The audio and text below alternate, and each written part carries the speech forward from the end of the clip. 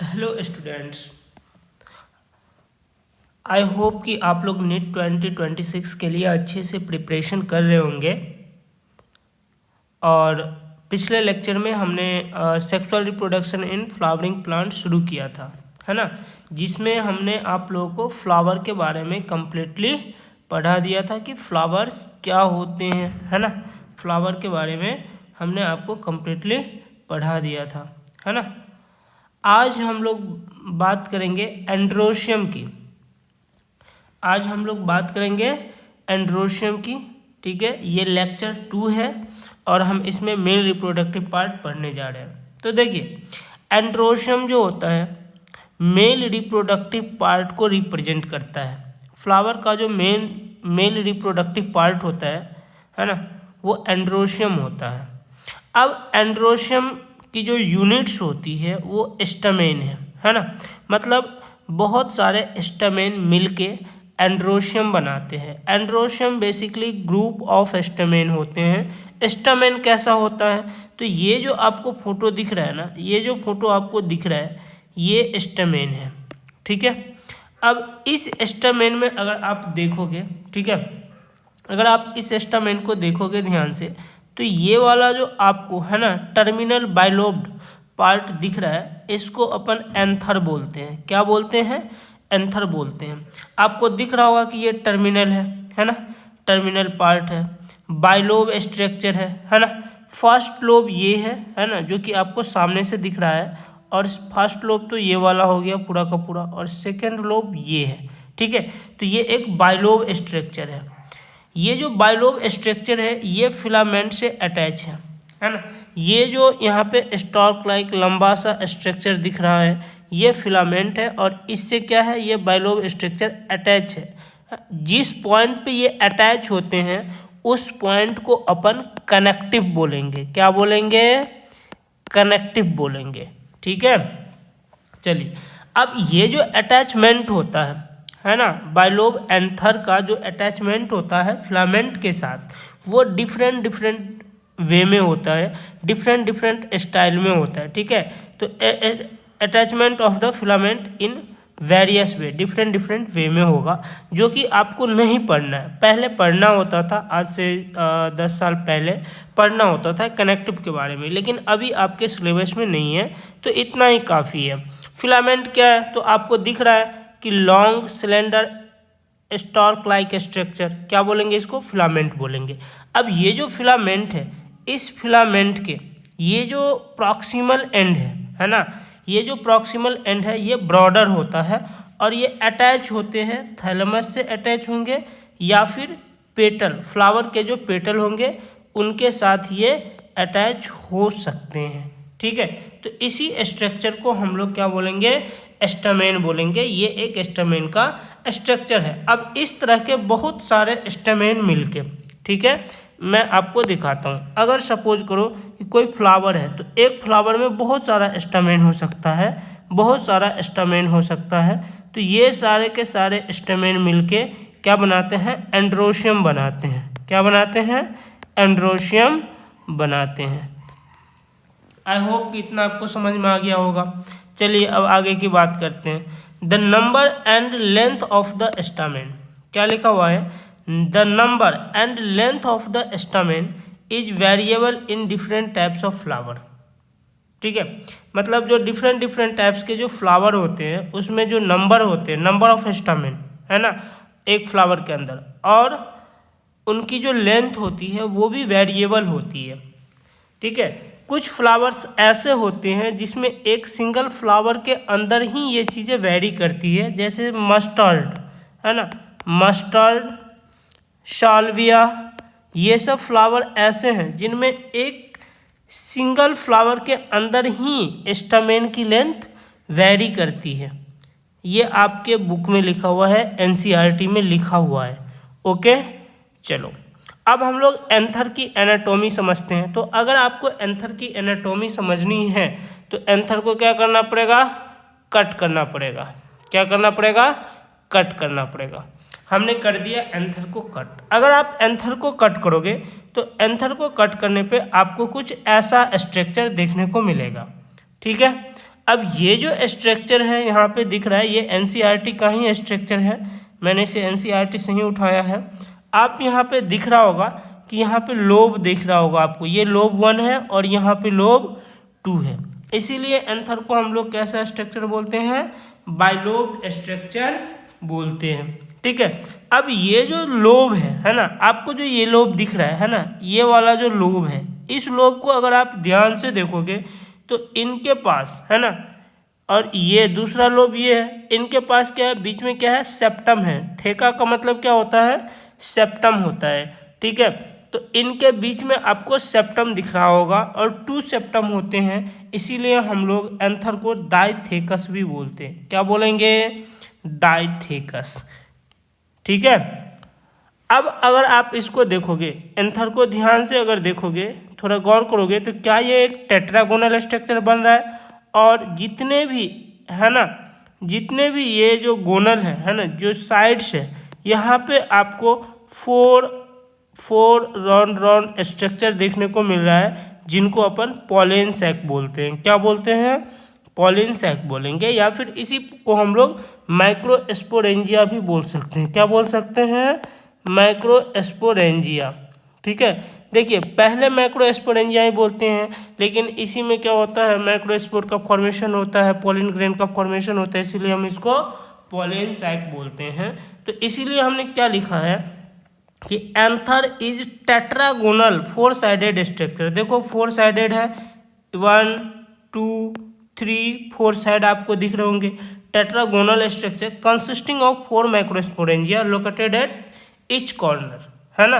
एक लोब के अंदर आपको कितने माइक्रोस्पोरेंजिया दिख रहे हैं, 2 दिख रहे हैं, जो कि कॉर्नर पे है ना, दोनों कॉर्नर पे प्रेजेंट है। इतना समझ में आ गया। अब अगर आप देख रहे होंगे, ये जो आपको एनसीईआरटी का फोटो दिखाया गया है ना, ये फोटो एक मैच्योर एंथर का फोटो है। ये डायग्राम एक मैच्योर एंथर का डायग्राम है। इसमें क्या हुआ है, ये जो पॉलिन ग्रेन दिख रहा है, ये सब क्या है, पॉलिन ग्रेन है ना। तो पॉलिन ग्रेन मैच्योर होने के बाद, ये मैं लिख दे रहा हूँ यहाँ पे पॉलिन। ठीक है, ये पॉलिन ग्रेन है। क्या हुआ है, पॉलिन फॉर्मेशन होने के बाद ये एंथर डिहाइड्रेट हो गए हैं, और डिहाइड्रेशन जब होता है एंथर का, तो इनके जो वाल होते हैं वो फटने लगते हैं। ठीक है, इनके जो वाल है वो ब्रेक करने लगते हैं। इसके ब्रेक होने की वजह से, जिसको हम लोग क्या बोलते हैं, लाइन ऑफ डिहिसेंस। ठीक है, ये जो जहाँ से फटता है उसी को हम लोग लाइन ऑफ डिहिसेंस बोलते हैं, और लॉन्गिट्यूडनल ग्रोव बनता है। समझ में आ रही बात। ठीक है, आई होप कि आपको समझ रहा होगा। और फिर क्या होगा, इसी से पॉलिन जो है एयर में फ्लोट करेंगे फिर। ठीक है, और पॉलिनेशन होगा। आगे देखो, आगे हम बात करेंगे स्ट्रक्चर ऑफ माइक्रोस्पोरेंजियम। हम अभी माइक्रोस्पोरेंजियम की बात कर रहे थे कि ये जो एंथर है वो टेट्रागोनल स्ट्रक्चर है, और कॉर्नर्स पे 4 माइक्रोस्पोरेंजिया प्रेजेंट होते हैं। देखिए माइक्रोस्पोरेंजिया एक प्लूरल वर्ड है, सिंगुलर वर्ड क्या है, माइक्रोस्पोरेंजियम, या फिर इसी को हम लोग क्या बोलते हैं, पॉलन सैक बोलते हैं। अगर आप इनके स्ट्रक्चर की बात करोगे, माइक्रोस्पोरेंजिया के स्ट्रक्चर की बात करोगे, तो माइक्रोस्पोरेंजिया में 4 वॉल लेयर्स होते हैं। कितने, 4 वॉल लेयर्स, और एक सेंट्रल स्पोरोजिनस टिश्यू होंगे। 4 वॉल लेयर्स में सबसे जो आउटर मोस्ट होते हैं वो एपिडर्मिस होते हैं। आउटर मोस्ट है एपिडर्मिस, क्या है, आउटर मोस्ट वॉल लेयर है। इसके अंदर आपको इंडोथीशियम देखने को मिलेगा, इंडोथीशियम के अंदर आपको मिड लेयर देखने को मिलेगा, और सबसे जो इनर मोस्ट होते हैं वो टैपिटम होते हैं। टैपिटम इनर मोस्ट लेयर है। ठीक है, यहाँ पे मैं आपको ये चीज़ें दिखा रहा हूँ। देखिए ये एनसीईआरटी का ही फोटो है, इसमें आपको क्लियरली दिख रहा होगा एपिडर्मिस, ये सबसे आउटर मोस्ट, इसको अपन एपिडर्मिस बोलेंगे। ठीक है, एपिडर्मिस के अंदर कौन होता है, इंडोथीशियम। तो ये वाला तो एपिडर्मिस हो गया। तो ये वाला जो लेयर दिख रहा है यहाँ से, ठीक है, यहाँ से आप देखो, इसको इंडोथीशियम बोलेंगे, है ना। और इंडोथीशियम के अंदर कौन होगा, मिडिल लेयर। देखिए ये मिडिल लेयर है ना, 3rd नंबर पे। ये 1 नंबर, 2 नंबर, 3 नंबर हम लोग आउटर से इनर की तरफ जा रहे हैं, और 4th नंबर पे यहाँ पे आपको टैपेटम देखने को मिल रहा होगा, ठीक है, जो कि सबसे इनर मोस्ट लेयर है। अब इसके बीच में ये तो कनेक्टिव है, जहाँ पे एंथर अटैच होता है फिलामेंट के साथ, है ना, ये तो कनेक्टिव में बीच में कनेक्टिव का मार्किंग है। चलिए हम लोग यहाँ देख रहे हैं बीच में आपको क्या देखने को मिल रहा है, ये सेंटर हो गया ना। हम लोग माइक्रोस्पोरेंजिया के बारे में पढ़ रहे हैं, तो ये माइक्रोस्पोरेंजिया हुआ एक, है ना। तो इसके सेंटर में आपको क्या दिख रहा है, स्पोरोजिनस टिश्यू दिख रहा है ना। तो यहाँ पे देखिए स्पोरोजिनस टिश्यू क्या होता है, ये कहाँ प्रेजेंट होते हैं, इसका मतलब प्रेजेंट है, present in central part of each microsporangium, ठीक है।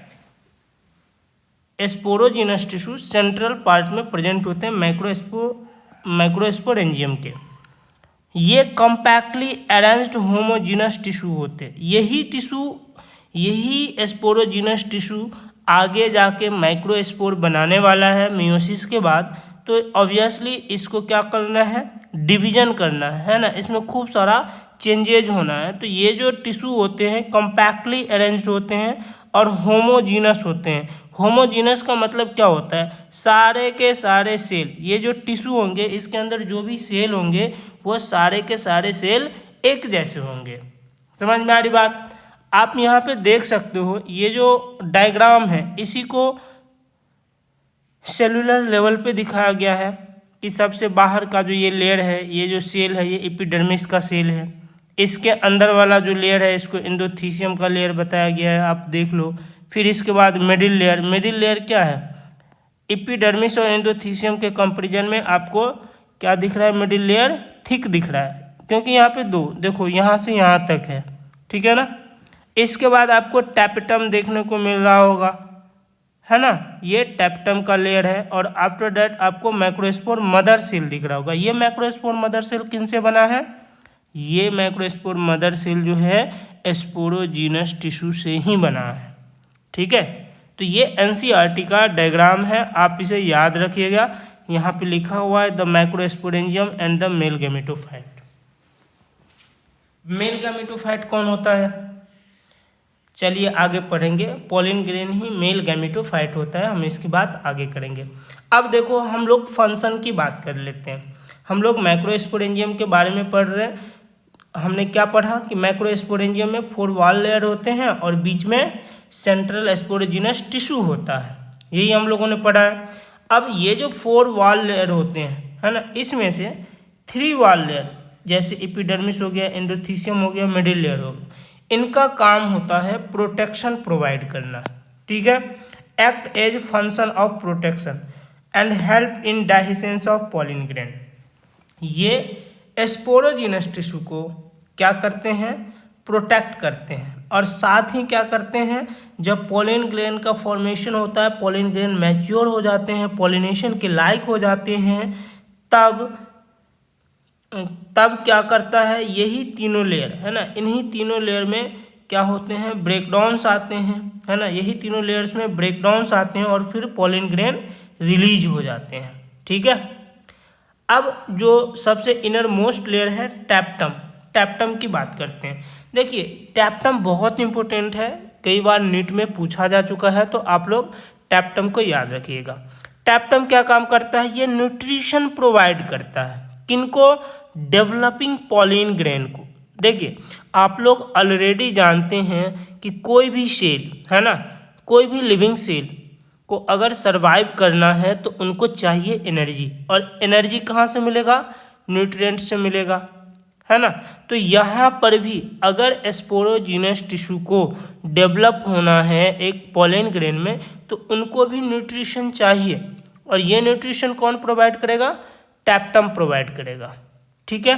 तो टैपेटम के जो सेल होते हैं, है ना, टैपेटम को के जो सेल होते हैं वे डेंस होते हैं और मल्टी न्यूक्लिएटेड होते हैं। क्यों डेंस होंगे, इनके पीछे का रीजन है क्योंकि ये अपने साइटोप्लाज्म में बहुत सारा, है ना, न्यूट्रिएंट्स रिजर्व करके रखते हैं, जिसकी वजह से ये क्या हो जाते हैं, डेंस होते हैं और ये मल्टी न्यूक्लिएटेड हो जाते हैं। समझ में आ रही बात। चलिए अब हम लोग नेक्स्ट टॉपिक पढ़ने जा रहे हैं, माइक्रोस्पोरोजेनेसिस। देखिए माइक्रोस्पोरेंजियम के अंदर ही माइक्रोस्पोरोजेनेसिस होता है। माइक्रोस्पोरोजेनेसिस होता क्या है? Process of formation of microspore from microspore mother cell. ठीक है, लेकिन माइक्रोस्पोर क्या होता है? माइक्रोस्पोर या फिर पॉलिन ग्रेन, क्या माइक्रोस्पोर और पॉलिन ग्रेन सेम है? नहीं, हम लोग कॉमनली यूज कर लेते हैं माइक्रोस्पोर और पॉलिन ग्रेन को, बट दोनों सेम नहीं है। एज अ नीट स्टूडेंट आपको पता होना चाहिए। ठीक है, लेकिन हम अभी यहाँ पे सेम मान के चल रहे हैं। क्या होता है microspore? Structure which contain male gamete of flowering plant. ठीक है, माइक्रोस्पोर या पॉलिन ग्रेन क्या है? वो स्ट्रक्चर है जो मेल गैमीट को कंटेन करता है, कैरी करता है। ठीक है, इसीलिए हम लोग इनको मेल गैमीटोफैट भी बोलते हैं। समझ में आ रही बात? क्योंकि ये मेल गैमीट को कैरी कर रहा है। चलिए समझते हैं क्या होता है माइक्रोस्पोरोजेनेसिस एक्चुअल में। देखिए, माइक्रोस्पोरोजेनेसिस कहाँ होगा? माइक्रोस्पोरेंजियम में होगा। कहाँ होगा? लोकेशन क्या है? माइक्रोस्पोरेंजियम, है ना। तो देखो माइक्रोस्पोरोजेनेसिस में होता कैसे है। स्पोरोजिनस टिश्यू है, ये जो आपको दिख रहा है ना रेड रेड, ये जो सारा दिख रहा है ये स्पोरोजिनस टिश्यू है। ये टिश्यू अभी डिप्लॉयड स्टेज में है। कैसे स्टेज में है? डिप्लॉयड स्टेज में है।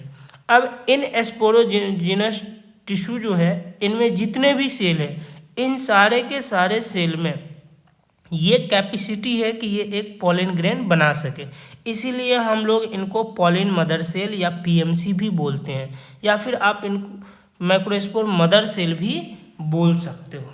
ठीक है, तो हमने क्या किया है, इनमें से एक सेल ले लिया है और उसको पोटेंशियल पॉलिन बोल दिया है। इसके जितने भी सेल हैं सारे के सारे पोटेंशियल पॉलिन हैं, सब में ये कैपेसिटी है कि ये पॉलिन ग्रेन बना सके। तो इनको क्या बोला हमने? स्पोरोजिनस टिश्यू के जितने भी सेल हैं उनको हमने क्या बोला? पोटेंशियल पॉलिन बोला है। और इनकी भी जो प्लाइडी है वो डिप्लॉयड ही होगी। ठीक है, अब इनमें क्या होगा? मियोसिस होगा। मियोसिस आप जानते ही हैं रिडक्शनल डिवीजन है। तो जब मियोसिस होगा तो मियोसिस में 4 सेल बनते हैं। यहाँ पर भी पोटेंशियल पॉलिन से 4 माइक्रोस्पोर टेट्राड बनेंगे। ठीक है, 4 माइक्रोस्पोर बनेंगे। कितने? 4 माइक्रोस्पोर। यहाँ पे आपको दिख रहे होंगे ये 4 माइक्रोस्पोर, यहाँ पे इस तरह से दिख रहे होंगे। तो यहाँ पे तो 4 माइक्रोस्पोर बने हैं, बट ये सब अभी एक दूसरे से क्या है? अटैच है। इसी रीजन से हमने इसको माइक्रोस्पोर टेट्राड बोला इस स्ट्रक्चर को। यहाँ पे एक सिंगल को हम लोग माइक्रोस्पोर बोल सकते हैं। क्या बोल सकते हैं? मैक्रोस्पोर बोल सकते हैं। और इस स्ट्रक्चर को यहाँ पे 4 माइक्रोस्पोर है जो एक दूसरे से अटैच है ना, तो ग्रुप में है, इसीलिए हम इसको माइक्रोस्पोर टेट्राड बोलते हैं। और ये स्ट्रक्चर कैसा होगा? हैप्लॉइड होगा। कैसा होगा? हैप्लॉइड होगा। ठीक है, अब क्या होगा? एंथर मैच्योर होंगे और डिहाइड्रेशन होगा। ठीक है, जब तक एंथर मैच्योर होंगे, डिहाइड्रेशन होगा, तब तक माइक्रोस्पोर के अंदर भी चेंजेज आएंगे और ये एक मैच्योर पॉलिन ग्रेन बना देंगे। क्या बना देंगे? मैच्योर पॉलिन ग्रेन बना देंगे। अब ये पॉलिन ग्रेन जो है रेडी है ना, पॉलिनेशन के लिए रेडी है। समझ में आ रही बात? तो माइक्रोस्पोरोजेनेसिस क्या है? सिंपल सा, माइक्रोस्पोर मदर सेल में मियोसिस होता है और 4 माइक्रोस्पोर है ना बनते हैं जो कि अटैच होते हैं, उसको हम लोग माइक्रोस्पोर टेट्राड बोलते हैं। फिर इसमें क्या होगा? डिफरेंशिएशन होगा। माइक्रोस्पोर में क्या होगा? डिफरेंशिएशन होगा। यहाँ पे डिफरेंशिएशन का मतलब आप जानते ही हो, है ना, कुछ चेंजेज होंगे इन्हीं माइक्रोस्पोर के अंदर और फिर ये अलग अलग हो जाएंगे। तब तक एंथर भी मैच्योर होकर डिहाइड्रेट होगा और पॉलिन ग्रेन बना देंगे। ठीक है, तो आपको रिजल्ट में क्या मिला? माइक्रोस्पोरोजेनेसिस का रिजल्ट क्या मिला आपको, है ना। माइक्रोस्पोरोजेनेसिस का रिजल्ट क्या मिला आपको? रिजल्ट में मिला आपको 4 हैप्लॉइड पॉलिन ग्रेन। समझ में आ रही बात? यहाँ पे कितनी बार मियोसिस हुई है? तो 1 बार हुई है।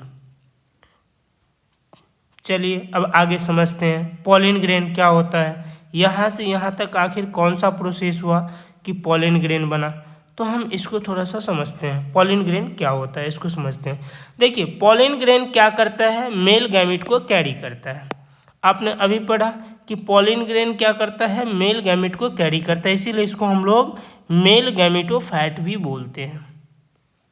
इसको हम लोग मेल गैमेटोफाइट भी बोलते हैं। अब पॉलिन ग्रेन जो होता है, अगर इसके मॉर्फोलॉजी की बात करें तो डिफरेंट स्पीसीज का जो पॉलिन ग्रेन होता है उनका जो आर्किटेक्चर लाइक शेप हो गया, साइज हो गया, कलर हो गया, डिजाइन हो गया, ये सब वेरी करता है, डिफरेंट टाइप्स के होते हैं।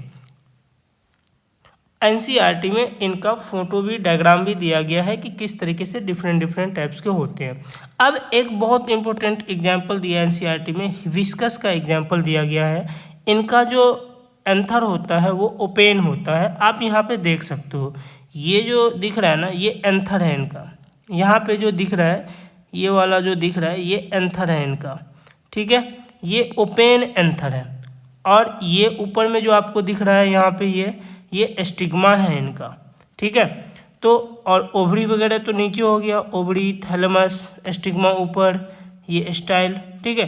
तो इसमें क्या होता है, ओपेन एंथर होता है। आप चाहें तो हिबिस्कस के फ्लावर को टच करेंगे तो आपके हाथ में एक पाउडर जैसा सब्सटेंस चिपक जाएगा, ठीक है, पाउडर जैसा कुछ चिपक जाएगा, वो एक्चुअल में हिबिस्कस का पॉलिन ग्रेन ही होता है, ठीक है। चलिए, अब पॉलिन ग्रेन कैसे डेवलप होता है, माइक्रोस्पोर से। तो हमारा टॉपिक है development of pollen from microspore. देखिए यहाँ पे क्या है, माइक्रोस्पोर टेट्राड है, ठीक है, माइक्रोस्पोर टेट्राड है। इसमें में क्या होता है, डिफ्रेंशिएशन होता है और ये पॉलिन ग्रेन बनाता है। तो हम समझते हैं।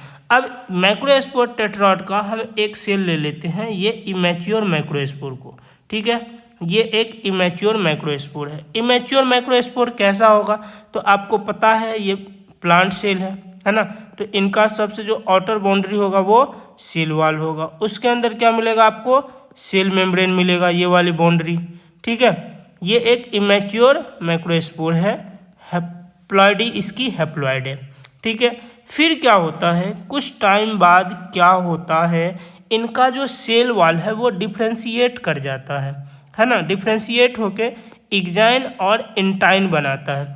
ऐसे भी आपने पढ़ा होगा कि सेल वॉल जो है दो डिफ्रेंशिएट होके एक प्राइमरी और एक सेकेंडरी सेल वॉल बनाते हैं, आपको पता है। तो वैसे ही इनका भी सेल वॉल क्या होंगे, डिफ्रेंशिएट होंगे और इग्जाइन एंड इंटाइन 2 लेयर्स बनाएंगे। ये एडिशनल प्रोटेक्टिव कवरिंग है, इसीलिए हम लोग इसको माइक्रोस्पोर बोलते हैं। स्पोर का मतलब ही क्या होता है, जिनके पास प्रोटेक्टिव एडिशनल प्रोटेक्टिव कवरिंग हो, ठीक है, उसी को हम लोग स्पोर बोलते हैं। तो इसीलिए हम इसको माइक्रोस्पोर बोलते हैं। एक्चुअल में साइज इसका बहुत ही स्मॉल होता है और इनके पास भी प्रोटेक्टिव कवरिंग है। किसका प्रोटेक्टिव कवरिंग है, इग्जाइन का और इंटाइन का, समझ रहे हो बात। अब तो ये दोनों तो सेल वॉल को रिप्रेजेंट करता है। अब इसके अंदर क्या होगा, सेल मेम्ब्रेन होगा, क्या होगा, सेल मेम्ब्रेन होगा, ठीक है। अच्छा, साइटोप्लाज्म के अंदर क्या चेंज आता है, साइटोप्लाज्म के अंदर चेंज आता है कि वैक्यूल डेवलप हो जाते हैं। जैसे जैसे सेल ग्रो करता है, यहाँ पे आपको कोई वैक्यूल नहीं दिख रहा है, यहाँ पे कोई वैक्यूल नहीं दिख रहा है, लेकिन यहाँ पे अगर आप देखोगे तो आपको 2 वैक्यूल देखने को मिल रहा है, 2 वैक्यूल देखने को मिल रहा है। तो यहाँ पे आपको वैक्यूल्स देखने को मिलेगा। फिर क्या होता है कुछ टाइम बाद, है ना, कुछ टाइम बाद क्या होता है, इनका जो न्यूक्लियस है वो डिवाइड करना स्टार्ट कर देता है। ये तो वैक्यूल है, ठीक है। अब इरेगुलर एसिमेट्रिक स्पिंडल फाइबर का फॉर्मेशन होता है। यहाँ पे आप देखो, अगर न्यूक्लियस को डिवाइड करना है तो स्पिंडल फाइबर बनाएगा, लेकिन यहाँ पे एसिमेट्रिक बनाया है, इरेगुलर बनाया है। आप देख सकते हो कि ये पूरा बीच में अरेंज होना चाहिए, सिमेट्रिक होना चाहिए, लेकिन ये एसिमेट्रिक है। अगर एसिमेट्रिक है तो अनइक्वल माइटोसिस होगा, और अनइक्वल माइटोसिस होने की वजह से डिवीजन अनइक्वल हो जाएगी। एक सेल बड़ा हो जाएगा, काफ़ी बड़ा हो जाएगा, जिनको हम लोग वेजिटेटिव सेल बोलेंगे, ठीक है। और दूसरा सेल क्या हो जाएगा, बहुत ही स्मॉल हो जाएगा, जिनको अपन जनरेटिव सेल बोलेंगे। और यही है एक मैच्योर पॉलिन ग्रेन, यही है एक mature pollen grain. I hope कि आपको समझ में आ रहा होगा। चलिए अब हम लोग इनके स्ट्रक्चर की बात कर लेते हैं, इंटरनल स्ट्रक्चर की बात करते हैं। देखिए कोई भी जो पॉलिन ग्रेन होता है ना, पॉलिन ग्रेन के अगर इंटरनल स्ट्रक्चर की बात करें तो पॉलिन ग्रेन के अंदर है ना मोस्टली आपको 2 सेल मिल सकते हैं और 2 वॉल लेयर मिलेंगे। ठीक है, कितने सेल? 2 सेल मिल सकते हैं मोस्टली। 60% ऑफ द केसेज में 2 या 3 सेल में, 60% केसेज में आपको 2 सेल मिलेंगे और 40% केसेज में आपको 3 सेल देखने को मिलेगा। ठीक है, और 2 वॉल लेयर एक्जाइन इंटाइन। ठीक है, शेप की बात करोगे तो जनरली स्फेरिकल शेप का होता है। डायमीटर पॉलिन ग्रेन का 20 to 25 माइक्रोमीटर में होते हैं। चलिए हम समझते हैं। सबसे पहले वॉल लेयर, ये एक पॉलिन ग्रेन का, मैच्योर पॉलिन ग्रेन का फोटो है, ये वाला आप देख सकते हो। सबसे पहले हम लोग एक्जाइन को समझते हैं कि एक्जाइन क्या है। देखिए एक्जाइन की अगर आप एक्जाइन की बात करोगे तो ये सबसे हार्ड आउटर लेयर है, आपको दिख रहा है, सबसे हार्ड आउटर लेयर है। और ये जो लेयर होता है ये डिसकंटिन्यूअस लेयर है। आप दिख रहा होगा, ये लेयर आपको दिख रहा होगा कि यहाँ से यहाँ तक तो है, फिर यहाँ पे नहीं है, फिर आगे यहाँ पे तो है, फिर यहाँ पे नहीं है, तो ये यहाँ पर भी एब्सेंट है। तो ये लेयर कैसा लेयर है? डिसकंटिन्यूअस लेयर है, कंटिन्यू नहीं होता है। बात करें इसके कंपोजिशन की तो ये स्पोरोपोलिनिन का बना हुआ होता है, आप लोग याद रखिएगा, बहुत इंपॉर्टेंट है। स्पोरोपोलिनिन एक हाईली रेसिस्टेंट केमिकल है ना। ये ना तो किसी एंजाइम से डिग्रेड हो सकता है, ना ही एसिड से डिग्रेड होता है, ना ही साल्ट से, और ना ही टेम्परेचर पर डिग्रेड होता है। तो हाईली रेसिस्टेंट है, और इतना रेसिस्टेंट होता है ना। इस तरह से हाईली रेसिस्टेंट होने की वजह से ही हम लोग पॉलिन ग्रेन को प्रिजर्व कर सकते हैं फॉसिल के फॉर्म में। समझ में आ रही बात? ठीक है, स्पोरोपोलिनिन प्रेजेंट है, इसीलिए हम लोग पॉलिन ग्रेन को प्रिजर्व कर सकते हैं, फॉसिल के फॉर्म में प्रिजर्व कर सकते हैं। ठीक है, तो ये था एक्जाइन के बारे में। अच्छा, एक्जाइन का जो लेयर है वो क्या है? डिसकंटिन्यूअस है। तो जहाँ पे ये लेयर एब्सेंट होता है ना, जिस पॉइंट पे ये लेयर एब्सेंट होगा उसको अपन जर्म पोर बोलेंगे। क्या बोलेंगे? जर्म पोर। वहाँ पे क्या है? स्पोरोपोलिनिन एब्सेंट है। ठीक है, जब भी कभी पॉलिन जर्मिनेट होगा तो क्या होगा, है ना, पॉलिनेशन के बाद क्या होता है? पॉलिन जर्मिनेट करता है। जर्मिनेशन में क्या होता है? पॉलिन ट्यूब का फॉर्मेशन होता है। तो पॉलिन ट्यूब का जब फॉर्मेशन होगा ना, पॉलिन ट्यूब का जो फॉर्मेशन होता है तो इसी के थ्रू जो पॉलिन का कंटेंट है इसी जर्म पोर के थ्रू बाहर निकलते हैं। ये क्या है? पॉलिन ट्यूब है। जब जर्मिनेशन होगा तो पॉलिन ट्यूब जब बनेगा तो इसी के थ्रू पॉलिन का जो कंटेंट है वो बाहर की तरफ मूव करता है ना। बाहर की तरफ कहने का मतलब है मेरा कि इस पॉलिन से बाहर, यानी कि स्टाइल के अंदर। ठीक है, ये क्या करेगा? मूव करेगा। समझ में आ रही बात? चलिए अब हम लोग सेकेंड लेयर की बात करते हैं, इंटाइन की बात कर लेते हैं कि इंटाइन क्या होता है। देखो इंटाइन जो होता है ना, एक्जाइन के कंपैरेटिवली ये एक थिन लेयर है। कैसा लेयर है? थिन इनर लेयर है। ये लेयर आपको कंटिन्यू देखने को मिलेगा। आपको यहाँ पे दिख रहा होगा एक्जाइन, ये जो लेयर है ये पूरी तरह से कंटिन्यू है। ये लेयर क्या है? कंटिन्यू है, कहीं पर भी डिसकंटिन्यू नहीं हुआ है। और ये लेयर बना होता है सेल्यूलोज का और पेक्टिन का, है ना। नॉर्मली जो हम लोग पढ़ते हैं सेल्यूलोज और पेक्टिन्स के बने होते हैं, इसमें कोई खास बात नहीं है। तो हम लोगों ने 2 वॉल्स लेयर के बारे में पढ़ लिया है। और इसके अंदर का जो लेयर होगा आपको पता ही है ना। इसके अंदर वाला जो लेयर होगा वो सेल मेम्ब्रेन होगा, है ना। अगर मान लो यहाँ की बात करो तो ये सब सेल मेम्ब्रेन होगा, ये भी सेल मेम्ब्रेन होगा। 2 सेल है ना इसके अंदर, तो सबका अपना अपना सेल मेम्ब्रेन होगा। इतना समझ में आ रहा है आप लोगों को? चलिए ठीक है, अब बात कर लेते हैं हम लोग सेल की। देखिए इनके पास एक लार्ज सेल होता है जिनको हम लोग वेजिटेटिव सेल बोलते हैं। क्या होता है? Vegetative cell. बहुत बार वेजिटेटिव सेल की प्लॉइडी के बारे में पूछा जाता है, तो याद रखिएगा मियोसिस के बाद बना है दोनों सेल, तो ये भी हैप्लॉइड ही होंगे। ठीक है, इनका साइज क्या है? बिगर है है ना, बिगर साइज है। इनका जो ये न्यूक्लियस जो आपको दिख रहा है ये इरेगुलर शेप्ड न्यूक्लियस होता है और लार्ज होता है, ठीक है। तो have large irregular shaped nucleus आपको दिख रहा होगा, ये समझ में आ रही बात। अब ये जो होते हैं खूब सारे रिजर्व फूड मटेरियल को स्टोर करते हैं। कौन? Vegetative cell. Reserve food material होता है इनके पास।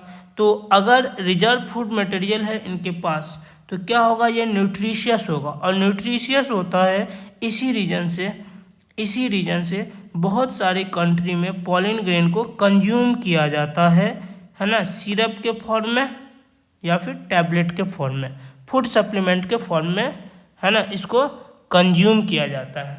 बहुत सारे पॉलिनेटर्स होते हैं जो कि पॉलिनेशन के बदले चार्ज करते हैं, है ना। बहुत सारे पॉलिनेटर्स भी खा जाते हैं इनको, समझ में आ रही बात। पॉलिन खाते हैं, ठीक है, और इसमें इतना फूड होता है इसीलिए चार्ज करते हैं। अच्छा, क्या ये फूड है किन के लिए? ये जो फूड है यहाँ पे जो आपको फूड दिख रहा है इस सेल में, वेजिटेटिव सेल में, ये फूड किन के लिए है? ये फूड स्टोर है इस जनरेटिव सेल के लिए, ठीक है, क्योंकि ये जनरेटिव सेल भले ही छोटा है, यही आगे जाके मेल गैमीट बनाता है। तो इनको अगर फर्दर डिवीजन करना है, कोई ग्रोथ शो करना है, कुछ भी करना है, तो इनको न्यूट्रिशन चाहिए, तो यही इनको न्यूट्रिशन प्रोवाइड करेगा। समझ में आ रही बात? चलिए ठीक है, अब हम लोग बात कर लेते हैं जनरेटिव सेल की। जनरेटिव सेल क्या है? देखिए, ये भी हैप्लॉइड होगा और ये इसमें मियोसिस होगा, और मियोसिस होके ये दो मेल गैमेट बनाते हैं, ठीक है। इनका जो साइटोप्लाज्म होगा वो कैसा होगा? डेंस होगा, ठीक है। तो यही स्ट्रक्चर है, ओवरऑल स्ट्रक्चर है पोलन ग्रेन का, ठीक है। आई होप कि आपको समझ में आ गया होगा। चलिए, अब पोलन ग्रेन जो होते हैं ना, 2 टाइप्स के होते हैं। कितने टाइप्स के होंगे? 2 टाइप्स के पोलन ग्रेन। एक पोलन होता है जो कि 2 सेलेड स्टेज में होते हैं, और एक होता है 3 सेलेड स्टेज में होते हैं। जो 2 सेलेड स्टेज में होगा जो पोलिन, उसके अंदर आपको 1 वेजिटेटिव सेल देखने को मिलेगा और 1 जनरेटिव सेल देखने को मिलेगा। ऐसा 60% ऑफ दी पोलन ग्रेन में होता है, ठीक है। बाद में जब पॉलिनेशन हो जाएगा तो पॉलिनेशन होने के बाद जर्मिनेशन के टाइम में क्या होता है, इस जनरेटिव सेल से 2 मेल गैमेट का फॉर्मेशन होता है। समझ में आ रही बात? 2 मेल गैमेट का फॉर्मेशन होगा। लेकिन 40% ऑफ दी पॉलिन ऐसे होते हैं जिनके अंदर ये चीज़ें पहले हो जाती है। एक वेजिटेटिव सेल होगा और जो जनरेटिव सेल है वो ऑलरेडी 2 मेल गैमेट बना चुके हैं। समझ में आ रही बात? जनरेटिव सेल ऑलरेडी यहाँ पे 2 मेल गैमेट बना चुके हैं, तो 2 मेल गैमेट और एक वेजिटेटिव सेल, तो ये 3 सेलेड स्टेज में होते हैं, ठीक है। चलिए, तो हमने पोलन ग्रेन के बारे में पढ़ लिया डिटेल में। अब टॉपिक है पोलन एलर्जी। एलर्जी तो आप जानते ही हैं क्या होता है। देखिए, पोलन ग्रेन से भी एलर्जी होता है। बहुत सारा जो विंड पॉलिनेटेड पॉलिन्स होते हैं उनका साइज बहुत ही ज़्यादा स्मॉल होता है। स्मॉल होने की वजह से ये इनहेल हो जाते हैं, और इनहेल हो करके हमारे जो ब्रोंकाई वगैरह है उसमें जाके ये इन्फेक्शन कॉज कर सकते हैं। समझ में आ रही बात है ना? इन्फेक्शन कॉज कर सकते हैं, जैसे ब्रोंकाइटिस हो सकता है, या फिर अस्थमा जैसी डिजीज कॉज कर सकते हैं हमारे रिस्पिरेटरी सिस्टम में। तो इसी को हम लोग क्या बोलते हैं? Pollen allergy. पोलन एलर्जी कैसे होता है? जो विंड पॉलिनेटेड पॉलिन होते हैं उनका साइज स्मॉल होता है और हम इनहेल कर लेते हैं, इनकी वजह से अस्थमा और ब्रोंकाइटिस जैसी डिजीज हो सकती है, ठीक है। इसी को हम लोग क्या बोलते हैं? Pollen allergy. अब ऐसे कौन से प्लांट है जो पोलन एलर्जी प्रोड्यूस करते हैं? कौन से प्लांट है जिसका पोलन सबसे ज़्यादा पोलन एलर्जी प्रोड्यूस करता है? तो वो है पार्थेनियम, ठीक है। पार्थेनियम आप लोगों ने देखा होगा, इस तरह का प्लांट हमने देखे, यहाँ पे फोटो भी लगा रखा है, आपने ज़रूर देखा होगा। बहुत ही नॉर्मल है, आपको इंडिया में कहीं भी मिल जाएगा। इनको हम लोग कैरोट ग्रास भी बोलते हैं, ठीक है। इसको हम लोग कैरोट ग्रास भी बोलते हैं। ये इंडिया में इम्पोर्टेड वेट के साथ आ गया था। आपको ऑलरेडी पता होगा कि इंडिया में पहले गेहूँ नहीं होती थी, तो बाहर से गेहूं आता था, तो जब भी बाहर से गेहूं आता था तो उसी गेहूं के साथ क्या हुआ, ये पार्थेनियम यहाँ पे इंडिया में भी आ गया और अभी ये सबसे ज़्यादा पॉलन एलर्जी कॉज करता है। समझ रहे हो? चलो ठीक है। नेक्स्ट बात करते हैं वायबिलिटी ऑफ पॉलन ग्रेन। ये क्या होता है? देखिए, पॉलन ग्रेन की वायबिलिटी का क्या मतलब है। देखो, ये क्या है, मेल पार्ट है, स्टमेन है, और ये क्या है, फीमेल पार्ट है ना। ये क्या है, फीमेल पार्ट है, पिस्टिल है। तो अगर कोई भी पॉलन ग्रेन अगर रिलीज होता है यहाँ से, ठीक है, कोई भी पॉलन ग्रेन अगर रिलीज हुआ तो ऐसा तो है नहीं कि ये सीधा डायरेक्टली इस स्टिग्मा पे लैंड कर जाएगा, ऐसा तो होगा नहीं, है ना। ये या तो एयर में कुछ टाइम के लिए रहेगा, या फिर हो सकता है कि इंसेक्ट के थ्रू हो रहा है तो इंसेक्ट के साथ रहेगा, है ना। तो एक टाइम बाद, है ना, ये टाइम लगा सकता है और फिर इसके बाद पॉलिनेशन होगा, ठीक है। तो इसी के लिए पॉलिन वायबिलिटी का कंसेप्ट आता है कि वो टाइम, है ना, मैक्सिमम टाइम जिसमें पॉलिन ग्रेन जो है फंक्शनल रह सके, ठीक है, यहाँ से निकलेगा। सुनिए ध्यान से, है ना। देखिए, जब तक इसके अंदर है ना, एंथर के अंदर है, पॉलिन सेफ है। लेकिन एंथर से रिलीज होने के बाद कितना टाइम तक ये फंक्शनल होगा, मतलब इसमें कैपेसिटी होगा पॉलिन ट्यूब फॉर्म करने की, वो जो टाइम पीरियड होगा, है ना, उसी को हम लोग क्या बोलेंगे, पॉलिन वायबिलिटी बोलेंगे। देखिए यहाँ पे लिखा हुआ है pollen viability means maximum time up to which pollen can form pollen tube, ठीक है। चलो, अब ये जो वायबिलिटी होती है पॉलिन की जो वायबिलिटी है वो डिपेंड करता है टेम्परेचर पे और ह्यूमिडिटी पे, है ना, टेम्परेचर पे और ह्यूमिडिटी पे। फॉर एग्जांपल जैसे पैडी हो गया, धान हो गया और गेहूं हो गया, वेट, इनकी जो पॉलिन होती है इनकी वायबिलिटी बहुत ही कम होती है, सिर्फ और सिर्फ 30 मिनट्स की होती है, ठीक है। लेकिन यहीं पे रोजेसी फैमिली हो गया, लेगुमिनोज फैमिली हो गया, सोलेंशिया फैमिली हो गया, इनकी जो पॉलिन ग्रेन होती है उनकी वायबिलिटी मंथ तक हो सकती है, महीने भर की भी हो सकती है। तो ये स्पीसीज टू स्पीसीज भी वैरी करता है और स्पेशली दो चीज़ों पर डिपेंड करता है, टेम्परेचर पे और ह्यूमिडिटी पे, ठीक है।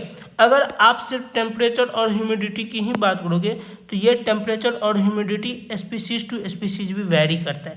जैसे अगर आप पैडी का देखोगे तो कब होता है पैडी, समर सीजन में होता है ना। जिस टाइम धान में फ्लावरिंग होता है वो तो समर का सीजन होता है, नहीं सॉरी, समर का नहीं, उस टाइम विंटर आ जाता है, करीब विंटर आ जाता है। और जिस समय पे गेहूं की कटाई होती है फ्लावरिंग के बाद, वो टाइम क्या होता है, वो टाइम आप देखोगे तो समर का होता है ना। तो दोनों के पॉलिन की वायबिलिटी क्या है, करीब 30 मिनट है, लेकिन दोनों अलग अलग सीजन में है। दोनों टाइम पे क्या होगा, टेम्परेचर अलग होगा और ह्यूमिडिटी अलग होगा। तो कहने का मतलब ये है कि ये स्पीसीज टू स्पीसीज भी वैरी करता है, न कि सिर्फ टेम्परेचर और ह्यूमिडिटी पे ही डिपेंड करता है, बल्कि स्पीसीज टू स्पीसीज भी वैरी करता है पॉलिन की वायबिलिटी। चलो, नेक्स्ट टॉपिक है हमारा पॉलिन बैंक, ठीक है। पॉलिन बैंक क्या होता है? बैंक का मतलब तो आप जानते ही होंगे, है ना, जहाँ पे हम लोग कुछ जमा कर सके, स्टोरेज कर सके, ठीक है। तो जहाँ पे हम लोग पॉलिन को स्टोर करते हैं उसको क्या बोलते हैं, पॉलिन बैंक बोलते हैं। It is the storage of pollen in liquid nitrogen. Pollen grain को हम लोग लिक्विड नाइट्रोजन में -96 डिग्री सेल्सियस पे क्या करते हैं, स्टोर करते हैं पॉलिन को। इसी को हम लोग पॉलिन बैंक कहते हैं। आप याद रखिएगा ये टेम्परेचर, ठीक है, नीट में पूछा जा चुका है। इसका क्या यूज क्या है पॉलिन बैंक का, तो प्लांट ब्रीडिंग के लिए हम लोग यूज करते हैं। अगर कभी आर्टिफिशियल ब्रीडिंग कराना हो या फिर कोई एक्सपेरिमेंट करना होता है तो हम लोग क्या करते हैं, इसका यूज करते हैं, ठीक है। तो आई होप कि आपको समझ में आ गया होगा आज हम लोगों ने क्या पढ़ा है। मैं आपको फिर से एक बार रिमाइंड करवा देता हूँ, फिर से आपको दिखा देता हूँ कि आज हम लोगों ने क्या सब पढ़ा है, ठीक है। तो हम लोगों ने आज स्टार्ट किया था एंड्रोशियम से। आज हमने क्या टॉपिक कवर किया है, एंड्रोशियम को कवर किया है, यहाँ से हमने कवर किया है एंड्रोशियम। इसके बाद आपको हमने बताया है मैक्रोस्पोरेंजियम के बारे में बताया है, डिटेल स्ट्रक्चर माइक्रोस्पोरोजेनेसिस बताया है। माइक्रोस्पोरोजेनेसिस के बाद हमने आपको पॉलन ग्रेन के बारे में पूरी डिटेल पढ़ाया है, इनके स्ट्रक्चर के बारे में भी पढ़ाया है। तो आप लोगों का काम यही है कि आप लोग नोट्स बनाइए और क्वेश्चन बनाना स्टार्ट करिए। आप लोग NCERT रीडिंग दीजिए, आपको पूरी तरह से समझ में आएगा। ठीक है, आज के लिए इतना ही। और अगर आपको हमारा कंटेंट सही लगता है तो चैनल को लाइक करिए, शेयर करिए, सब्सक्राइब करिए। Okay, thank you.